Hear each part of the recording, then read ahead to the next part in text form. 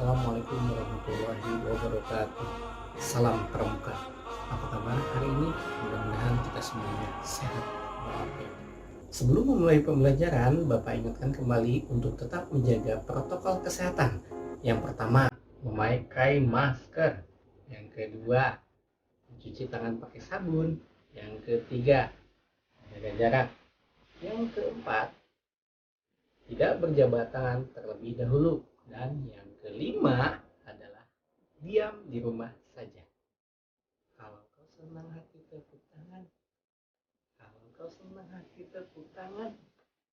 Kalau kau senang hati ya memang begitu. Kalau kau senang hati tepuk tangan. Itu biasanya kita temukan pada pembelajaran muka di saat tatap muka di sekolah ya. Tapi ini kita tidak menemukan yang lagi, bahkan kita belum pernah tatap muka lagi. Oleh itu, untuk menyenangkan hati kita semua, kita akan memberikan tepuk protokol kesehatan digabungkan dengan tepuk pramuka. Seperti ini ya, boleh diikuti di rumah. Kalau kau senang hati pakai masker, kalau kau senang hati cuci tangan, kalau kau senang hati ya memangnya begitu. Kalau kau senang hati jaga jarak. Baik anak-anak, barusan Bapak pramuka karena Bapak memakai baju pramuka, dan biasanya seperti biasa kita sekolah pada hari Rabu kita memakai baju pramuka, kemudian di sekolah diadakan kegiatan ekstrakurikuler wajib yaitu pramuka. Namun pada kesempatan kali ini kita langsung masuk ke pembelajaran yang penting, yaitu kita tetap melanjutkan dari pembelajaran yang sebelumnya, yaitu tema 5 subtema 1. Tema 5 apa ayo? Nah, tema 5 itu wirausaha, dan subtema 1 yaitu kerja keras berbuah kesuksesan. Pada kesempatan kali ini Bapak akan menjelaskan tentang mata pelajaran IPA dan PKN. Bahasan materi kali ini kita akan membahas tema 5 wirausaha, subtema 1 kerja keras berbuah kesuksesan. Fokus pada pembelajaran kali ini yaitu pada mata pelajaran IPA 3.4 dan 4.4 serta PKN 3.3 dan KD 4.3. Masih bersama Pak Firman. Pembelajaran yang pertama, muatan IPA 3.4 dan 4.4. Kita di sini akan membahas pengertian magnet. Magnet adalah benda yang dapat dibuat dari besi atau baja yang dapat menarik benda-benda dari bahan tertentu. Magnet memiliki kutub utara dan kutub selatan. Gaya magnet terkuat pada di kedua kutubnya. Nah, ini kutubnya ada kutub S atau South yang artinya kutub selatan, dan kutub N North yaitu kutub utara. Biasanya magnet, apalagi magnet batang seperti ini, dia dibedakan ada dua warna. Biasanya warna yang digunakan itu merah dan hitam.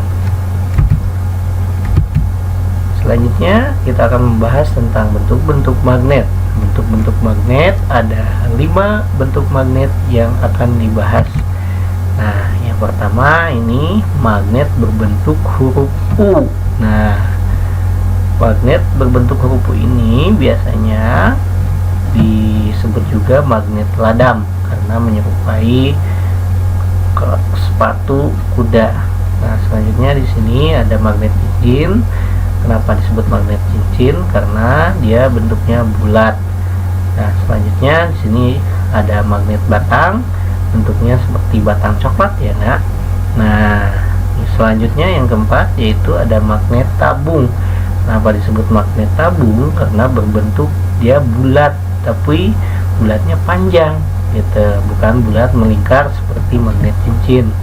Nah, selanjutnya yang terakhir itu ada magnet jarum. Nah, magnet jarum ini biasanya kita temukan pada kompas. Selanjutnya yang akan Bapak bahas yaitu sifat-sifat magnet. Yang pertama, kutub magnet yang sejenis atau senama jika didekatkan akan tolak menolak. Nah, selanjutnya yang kedua juga, kutub magnet yang berbeda-beda jenis atau tidak senama jika didekatkan akan tarik menarik. Nah, selanjutnya sifat yang ketiga, gaya tarik atau tolak magnet paling besar terletak pada kutub-kutub magnet. Ya, dan sifat yang keempat yaitu magnet dapat menarik benda-benda yang terbuat dari logam seperti besi, baja, dan nikel. Nah, di sini juga ada gambarnya nih. Apabila kutub magnet U didekatkan dengan kutub magnet U, maka dia akan tolak menolak. Ya, dia tidak akan bersatu nih kalau sama-sama kutub magnetnya U dan kutub magnet U didekatkan. Tapi apabila kutub magnet U dengan kutub magnet S didekatkan, maka yang terjadi adalah tarik menarik dan akan nempel ininya magnetnya. Nah, sekarang bagian terakhir di pembahasan IPA yaitu soal evaluasi IPA. Soal evaluasi IPA ini ada di buku tema 5 halaman 8. Sana ada 4 soal. Soalnya yaitu yang pertama, apa yang kamu ketahui tentang magnet? Kemudian yang kedua, apa saja jenis magnet yang kamu ketahui? Yang ketiga, apa arti simbol U dan S yang terdapat pada magnet? Jelaskan. Nah, yang terakhir, jelaskan perbedaan bentuk masing-masing magnet. Silahkan boleh dikerjakan di buku tema 5-nya langsung, dan nanti jawabannya dikirim ke guru kelas masing-masing. Pembelajaran kedua yaitu muatan PKN. Kita akan membahas KD 3.3 dan 4.3. Materi yang akan kita pelajari yaitu contoh keberagaman wirausaha di lingkungan sekitar. Nah, contohnya apa saja? Nah, ini jenis pekerjaannya dibagi dua ya, nak. Yang pertama, pekerjaan yang menghasilkan barang. Contohnya tukang bakso, tukang mainan, tukang perabot, dan tukang kayu. Nah, ini penjual yang menghasilkan barang. Dan selanjutnya yaitu kita membahas tentang pekerjaan yang menghasilkan jasa. Contohnya dokter, pengacara, dosen, supir, dan tukang cukur rambut. Selanjutnya kita akan membahas tentang sikap-sikap yang harus dimiliki oleh pemilik wirausaha. Ini sudah dibahas pada pertemuan selanjutnya, namun Bapak akan bahas kembali. Yang pertama, saling menghormati dan menghargai antar pemilik usaha. Pada prinsipnya, misalkan kita di jalan nih, ketemu di seberang kiri ada tukang gorengan, kemudian di seberangnya lagi ada tukang gorengan. Padahal itu kan sama jenis yang dijualnya, tetapi pada prinsipnya ingatlah, meskipun barang yang dijual sama, tetapi rezeki setiap orang itu berbeda-beda. Nah, yang kedua, bekerja keras untuk memajukan usahanya dengan cara yang baik. Nah, cara yang baik itu seperti apa? Contohnya kalau misalkan kita menjual produk barang, tapi kita harus tetap menjaga produk barang kita. Misalkan kita menjual kopi nih, rasanya banyak yang suka. Nah, otomatis kita harus menjaga kualitas kopi yang kita jual. Selanjutnya, prinsip atau sikap yang ketiga yaitu melakukan persaingan usaha secara sehat. Ya kan, kalau zaman dulu terkenal tuh, wah ada bakso nih rame. Oh, biasanya orang-orang menyangka ada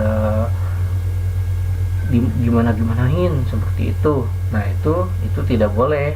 Zaman sekarang kan lebih baik banyakin promosi di media sosial, ataupun kita promo di reklame atau bisa melalui brosur seperti itu. Kemudian yang keempat, pantang menyerah saat menghadapi hambatan.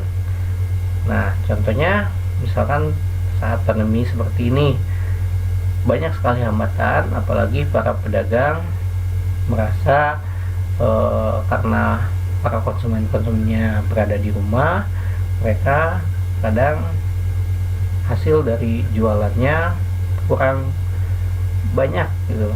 Seperti biasanya misalkan pendapatannya misalkan tukang bakso setiap hari pada hari normal itu dapat misalkan penghasilan bersihnya 5 juta, tetapi pada saat pandemi seperti ini penghasilannya menurun karena konsumennya jarang datang ke tempat baksonya. Nah, saat seperti ini semoga kita kalau jadi pengusaha tidak menyerah dan selalu mengadakan inovasi-inovasi baru. Contohnya kalau misalkan konsumennya malas untuk datang ke tempat kita, ya kita menyediakan misalkan di GoFood atau GrabFood seperti itu, sehingga dapat memudahkan orang mencicipi atau mengkonsumsi apa yang kita jual. Kemudian yang kelima, tidak sungkan untuk meminta bantuan orang lain ketika membutuhkan pertolongan. Nah, ini yang penting kitanya jujur. Ya, kalau kita jujur, orang lain dapat memberikan bantuannya kepada kita.